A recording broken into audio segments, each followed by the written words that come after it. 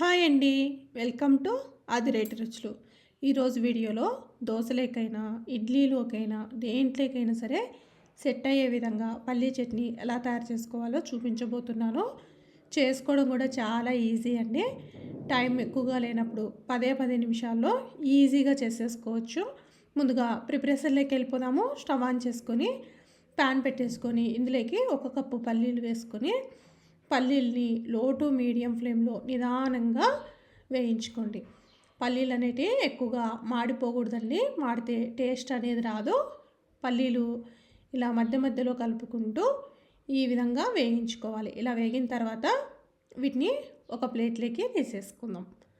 ఇలా తీసేసుకున్న తర్వాత మళ్ళీ అదే ప్యాన్లోనే ఇందులోకి 1 టేబుల్ స్పూన్ వరకు ఆయిల్ వేసుకోవాలి.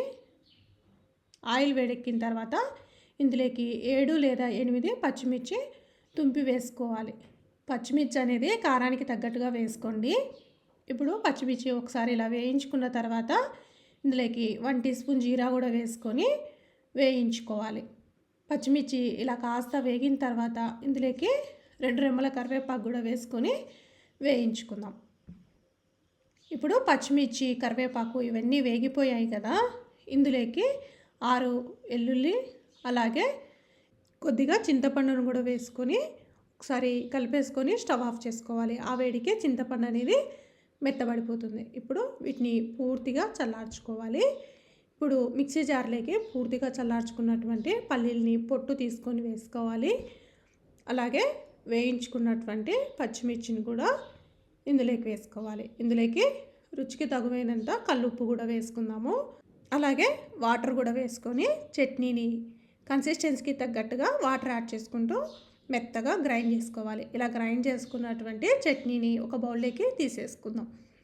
ఇప్పుడు ఇందులోకి పోపును రెడీ చేసుకుందాము. స్టవ్ ఆన్ చేసుకొని ప్యాన్ పెట్టేసుకొని ఇందులోకి 1 టేబుల్ స్పూన్ వరకు ఆయిల్ వేసుకోవాలి. ఆయిల్ వేడెక్కిన తర్వాత ఇందులోకి పోపు దినుసులు శనగపప్పు, మినప్పప్పు, జీరా, ఆవాలు ఇవన్నీ వేసుకొని పోపు కాస్త వేగిన తర్వాత ఇందులోకి 2 ఎండుమిర్చిని కూడా తుంపి వేసుకోవాలి. ఎండుమిర్చి కూడా వేగిన తర్వాత ఇందులోకి 1 రెమ్మ కరివేపాకు కూడా వేసుకొని వేయించుకోవాలి.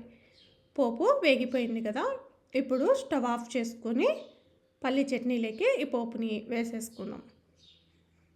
ఇలా వేసుకొని ఒకసారి గరిటెతోటి కలిపేసుకుందాం.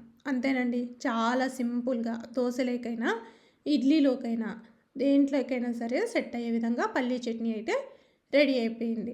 మీకు కనుక నా రెసిపీస్ నచ్చినట్లయితే లైక్ చేయండి, షేర్ చేయండి, అలాగే కామెంట్ చేయండి. మరిన్ని రెసిపీస్ కోసం ఆదిరేటి రుచులు ఛానల్ని సబ్స్క్రైబ్ చేసుకోండి. Thank you everyone.